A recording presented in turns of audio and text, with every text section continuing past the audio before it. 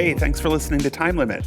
I hope you enjoy listening as much as I enjoy connecting with the experts on the show to find solid advice on how to manage people, projects, and any other thing that comes your way.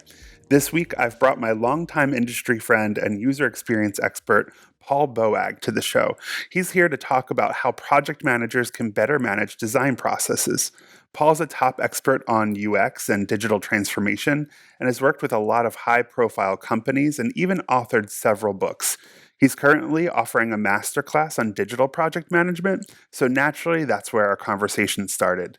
In this conversation, he really opened my mind on the question, what is digital project management? Which is kind of funny because that's been the focus of mine for about 15 years with the Digital PM Summit and all of the other work and speaking that I've been doing. I experienced that kind of, why didn't I think of that moment in the conversation? And maybe you will too. Check it out. Hey, Paul, how are you doing?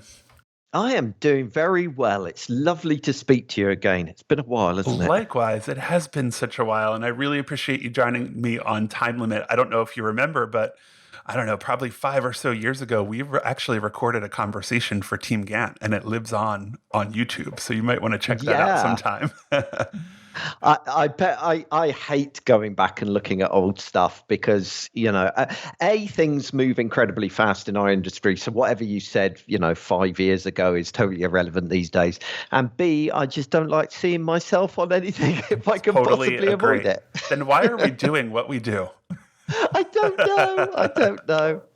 There you go. You kind of alluded to this. We've known each other for a while, and I'm not sure if you actually know this, but I started following you and attending your webinars back when I was kind of new to project management. Really? Yeah. And I remember specifically sitting in a conference room watching a webinar about client management. And I always enjoyed your perspective on digital PM. I'd probably go as far to say as a user experience design expert, you've been an advocate for digital PM. And I think that's really cool. And I'm curious why that is. Like, is that just a part of who you are? I think it's because I consider myself a user experience designer in the broadest sense of that phrase. So when I talk about designing user experiences, I'm not talking about just designing user interfaces. But I come from a user interface design background, and I'm just sick of user experience designers, and developers are as bad.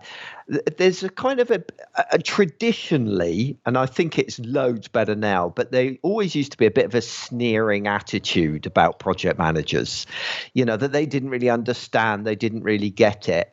But when you look at it from a user experience point of view, they've actually got digital project managers have got a far broader and more comprehensive and holistic understanding often than those people that are down in the dirt, working on little parts of the project. And so from my perspective as a user experience specialist, if you can build up and win over and empower project managers, and you can get them on board, then you're laughing.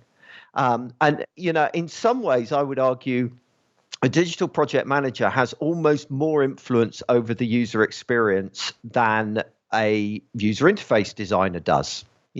Which is a bit of a controversial thing to say, but there are so many things that make up the user experience that are way beyond the edge of the screens, from things like performance through to, how customers are dealt with. There's just an endless amount of different things. So, yeah. I would even go as far to say as the PM is creating a user experience for the project and managing that experience, right? Like that's a kind of a theme I've been toying with for a conference talk. There is an experience designed to your project to make sure that it goes well for your team, for your clients or stakeholders, and everyone else involved. I mean, I don't know whether you saw the Steve Jobs film that with Ashton, what's his name in.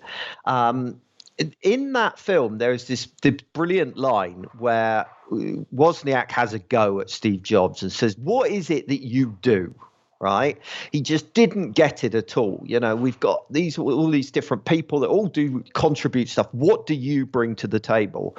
And he said, that, and Steve Jobs' reply is, you're an absolutely amazing musician, but I play the orchestra. And for me, really, that's what a good digital project manager does, is that he is the conductor. He or she is the person that is shaping the music. Mm-hmm. I agree with that.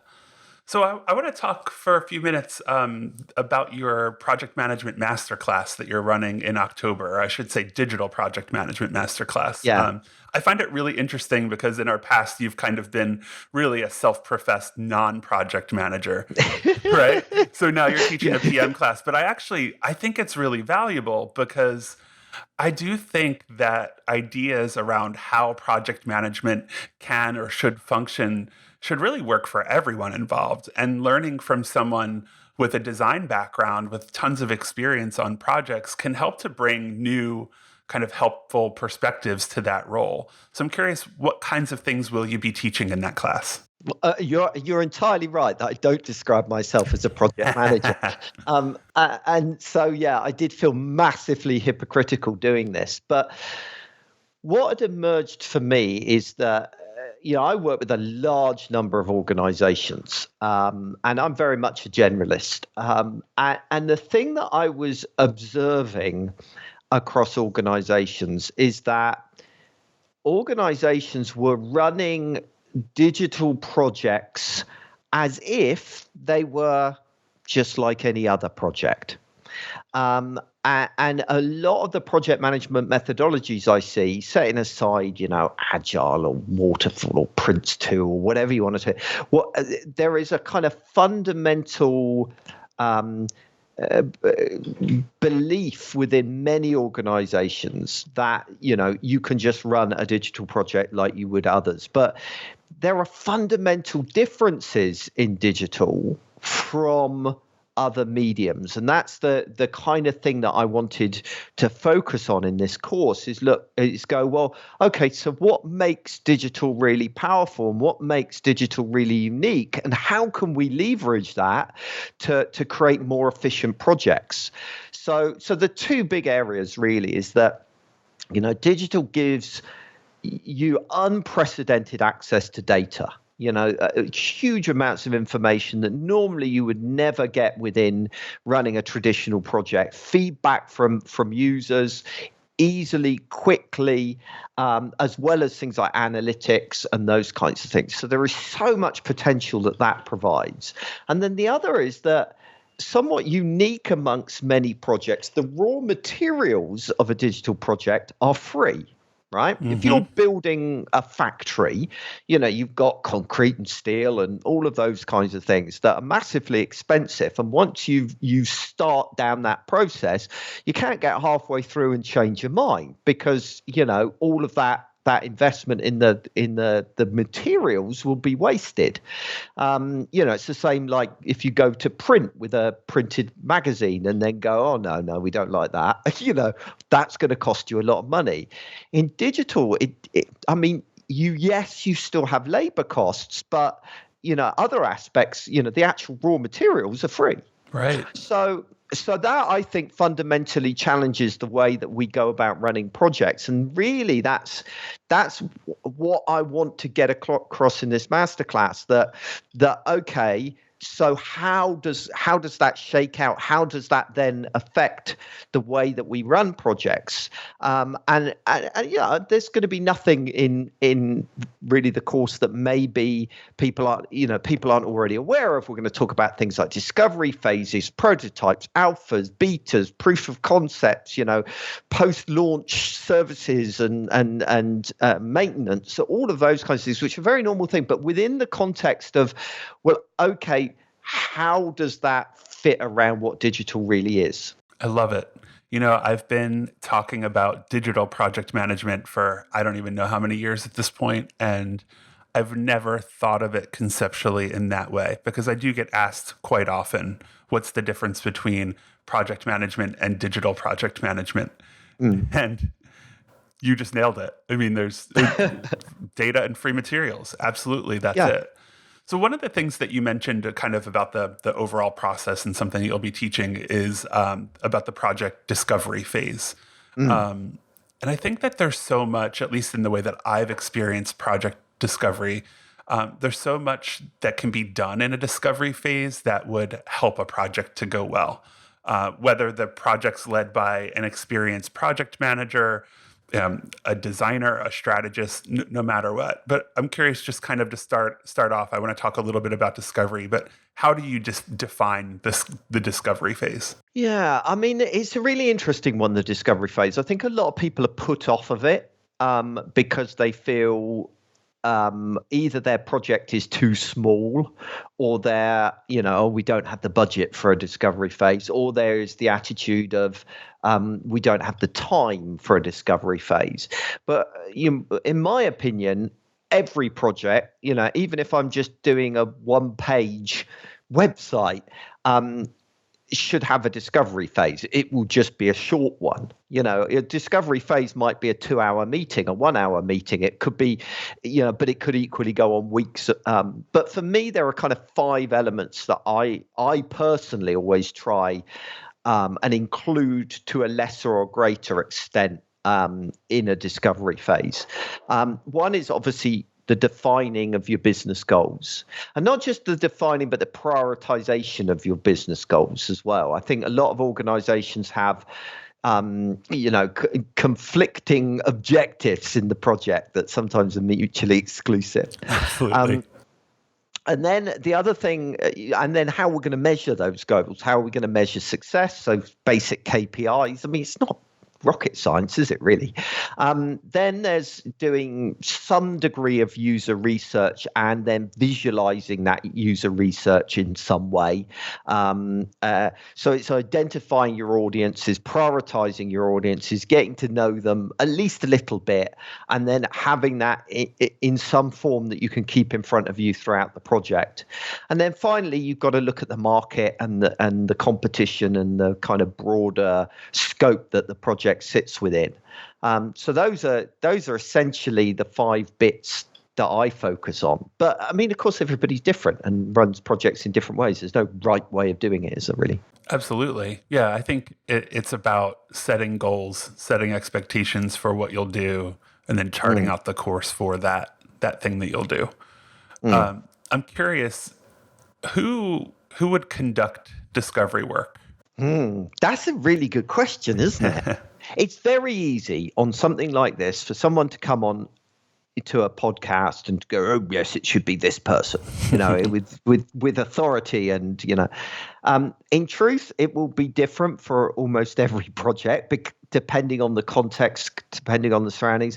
I mean, discovery phases are an area that I'm hugely involved in, as from a user experience point of view, and from the digital transformation work I do, and all of those kinds of things. But equally, it could be a project manager. It could be the overall stakeholder, the owner of the project, the product owner. But equally, everybody should be involved in it to some extent, especially when it comes to things like identifying metrics. So different people would be involved in different parts. But I don't think there is a single answer. Do you think there is? No, I was trying to stump you. Completely trying to stump you. Yeah. I'm kidding. But so I think really, I think it's a full team exercise. I think if you have parts of a team not involved in discovery, and they're just responsible for reading a report or a set of goals or something like that, and I think you're kind of starting on the wrong foot, right? Like you're running the risk of people being disengaged with stakeholders and what they're looking to get out of the project. And I think, that doesn't mean that, an entire team sits down and does a series of stakeholder interviews, spending, hundreds of hours collectively. Yeah.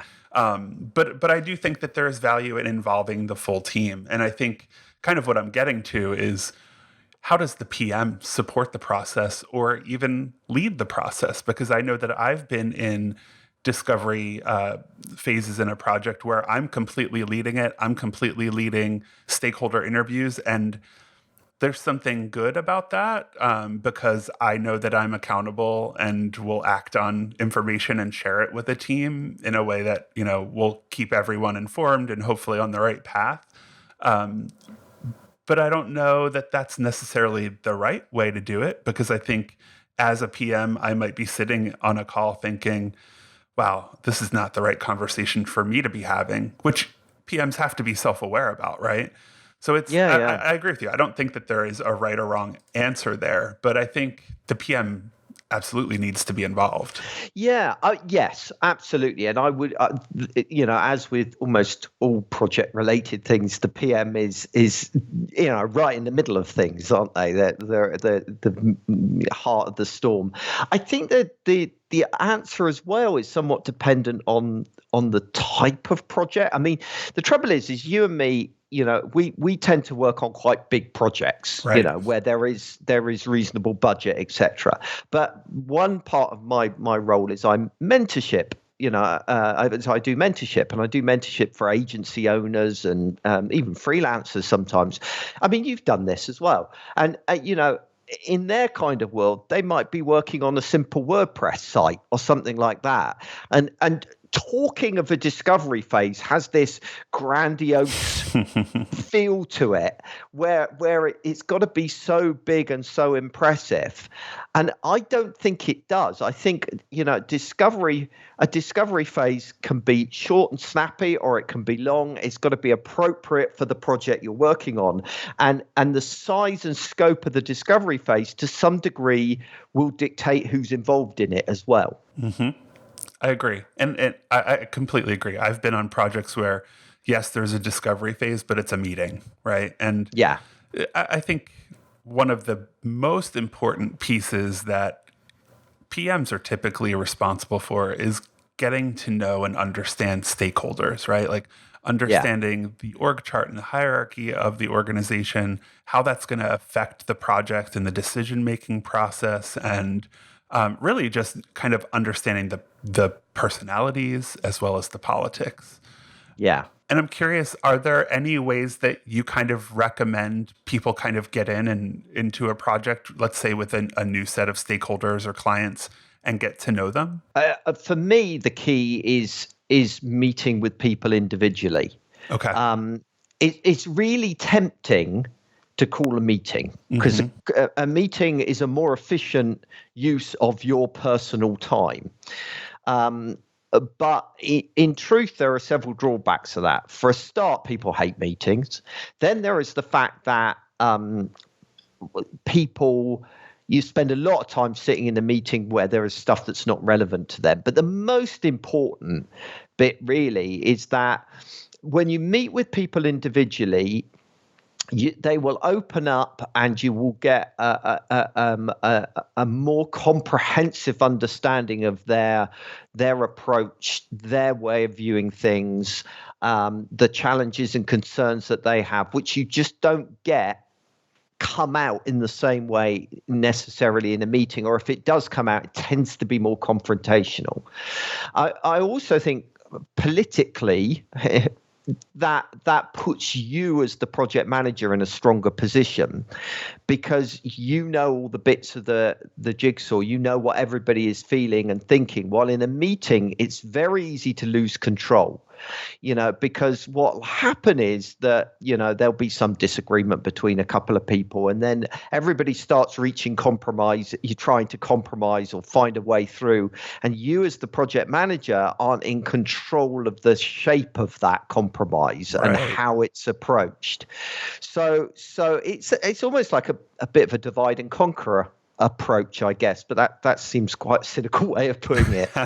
No, I agree with you. I think one-on-one meetings, if you can do them, are really good because they allow you to they allow you to ask some pretty pointed questions about goals and intentions and intended outcomes, and even questions like, how have you done projects like this in the past? How have they worked? And then doing a meeting and getting all of those people into a room and seeing how those dissenting points of view come together, and how you can manage through those things, right? I don't know. I think personally, I think a discovery phase is completely invaluable to a project manager because there's so much that you can learn about how your project will succeed and potentially show you some of the risks or issues that could make you fail. You are right in what you said, Mine, that you can't. You need that follow-up meeting as well. You can't just have talk to people individually because otherwise you don't get the group dynamics, and that is very useful. And it doesn't help build that project team if you don't bring people together. So yeah, it's a complicated one, isn't it? It sure is. This is why I'm not a project manager. It's far too much like hard work. Well, so I'm going to kind of fast forward a little bit in terms of process. What about when it comes to a stakeholder or client feedback? That thing where you kind of pour your heart into a deliverable, you present the work, and then in return, the client, they'll miss their deadline or they'll give you a bunch of unhelpful feedback. I'm curious, how do you handle that? I manage feedback quite carefully. Okay. So there are kind of two aspects to it. I mean, obviously, most of my feedback is normally design related, and everybody is very opinionated on design. So I kind of I lay the groundwork at the very beginning of the project by defining roles clearly. Right. So for example, I make it clear that it's the client's role to identify problems and it's my role to find solutions. So what that means in practice is what a client will inevitably do, right, is you present a design to them and they'll start going, oh, I don't like the green, or can you move this, or those kinds, that kind of feedback. Yeah. Now, those are solutions, right? Okay. So the solution is change the color. But what you need to understand as a designer is you need to understand the underlying problem. So it might be that they want to change the color because they feel that it won't resonate with their target audience. Absolutely fine. I need to know that, right? I need to know what the underlying issue is. So that's why I define the role up front as your job is to come back to me with problems, right?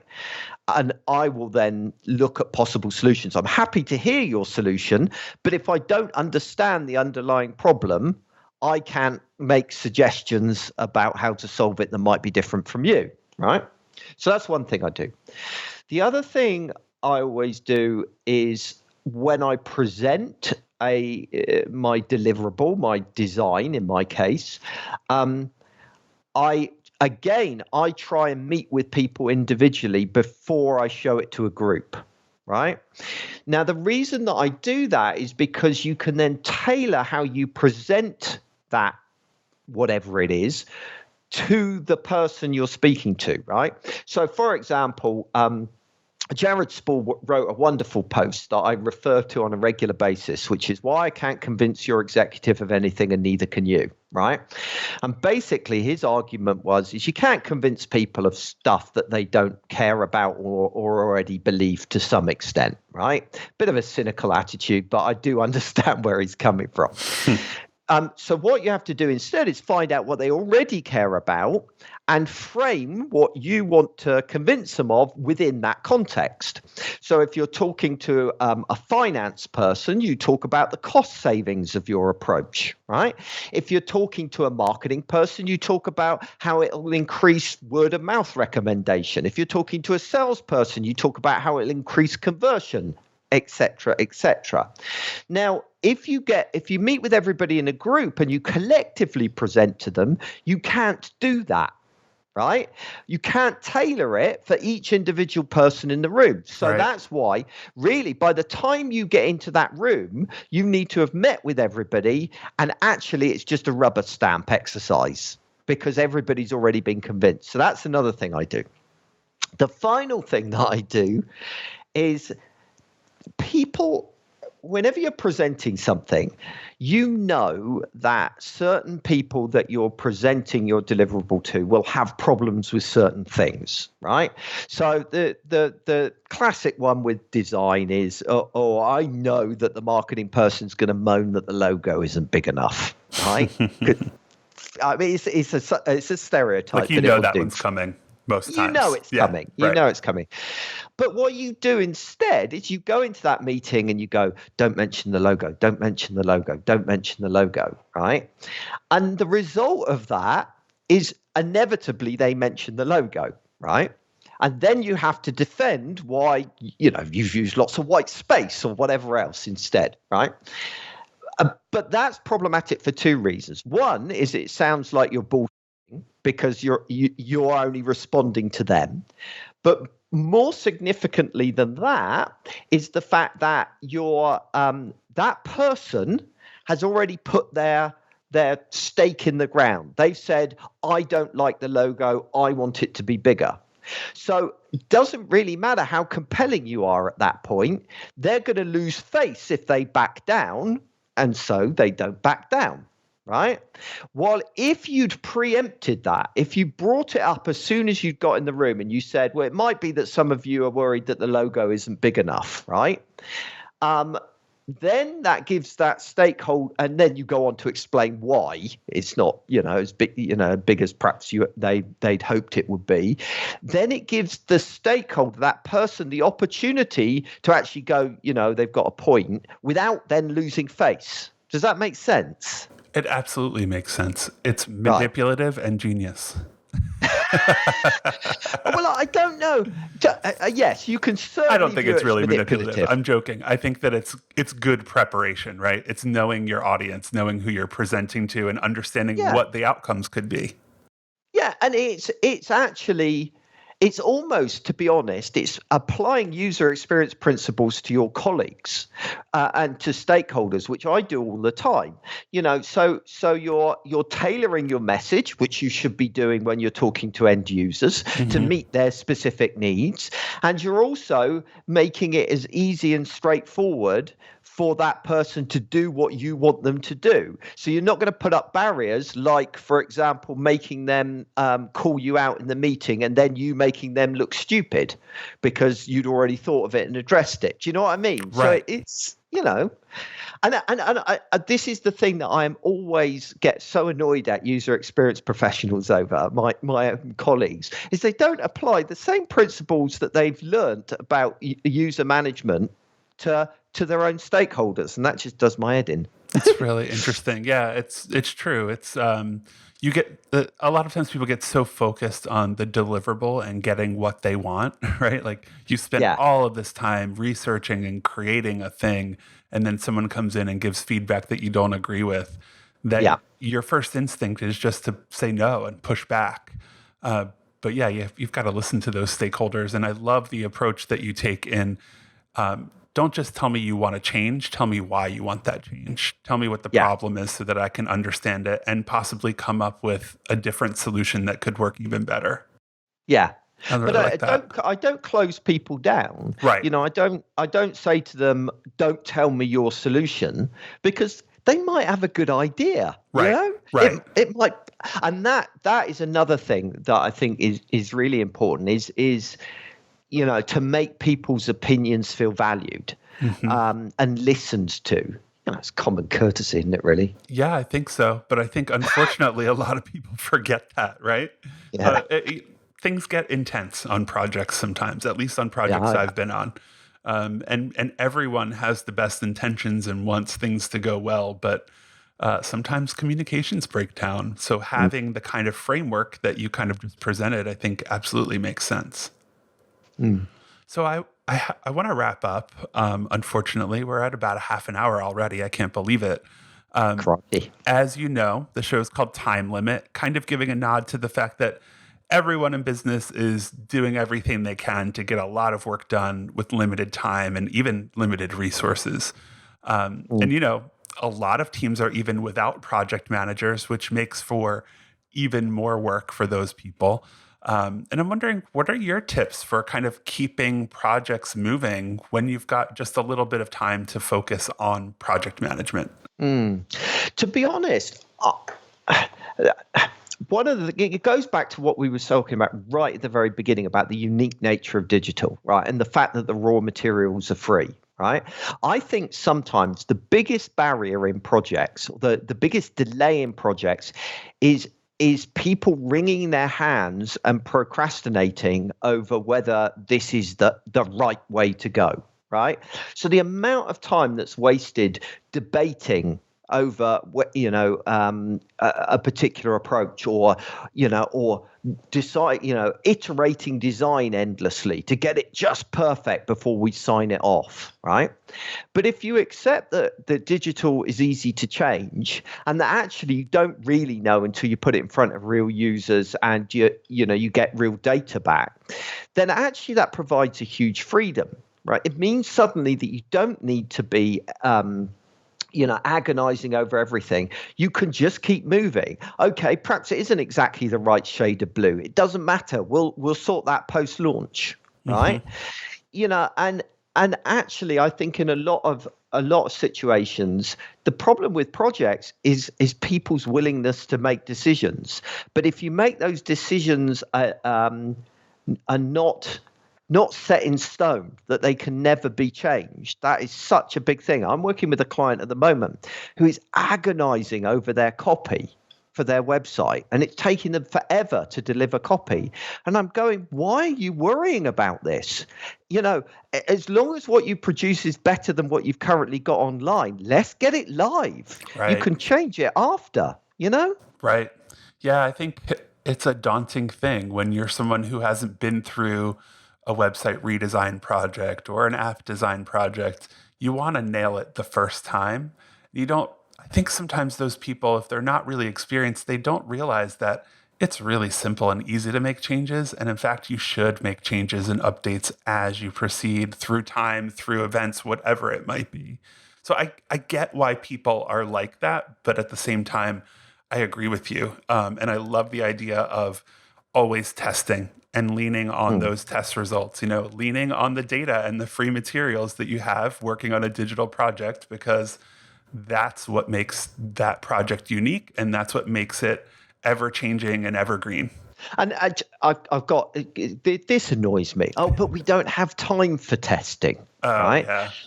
But seriously, you can do testing quicker than it will take you to have a meeting where you argue about it for 3 hours. Absolutely. You can do it overnight. You can hire a service and have those test results the next morning. Exactly. And I think some folks don't realize that. No, I don't think they do. And I think that is a really big thing to get across. Don't debate, test. You get answers quicker. And obviously they're better answers as well. And you're saving yourself time, right? Because you don't have to do that testing. You can offload it to someone else who can recruit, do the testing, and give you the results really quickly. And before everybody goes, oh, yeah, but I bet that's expensive. It's really not. No, it's not. Yeah. You're talking about a few dollars for each person that you're testing with, and you don't need to test with a huge number. Even testing with 2 or 3 is better than you making a guess internally. Right. Yeah. And I think not showing things to customers opens you up to a lot more problems, right? If you're not showing something to users and then you launch it and it gets really bad feedback, then it's on you for not testing it to begin with, right? And it can ruin the perception of a product or even a launch because of not testing and not validating ideas. So that's really good advice. Thank you for that. And thank you so much for joining me on Time Limit today. It's been really awesome catching up with you. And thanks for the new perspective on digital PM as well. I'm really into that idea, and I appreciate that perspective. And I'm going to think on that a little bit more. But the data and free materials is a really interesting way to look at it. So thanks again, Paul, for joining me. I really do appreciate it. Absolute pleasure. Thank you for having me. All right, folks, that's all for this episode. Check out our show page for more information about Paul Boag, including his own podcast, Boag World, which TeamGantt is actually sponsoring. And please do us a favor and rate our show where you get your podcasts. If you have any recommendations for speakers or topics, please reach out. We'd love to hear from you at podcast@teamgantt.com. Join us for our next episode, which will be all about personality tests and how you can use them to help your teams work better together.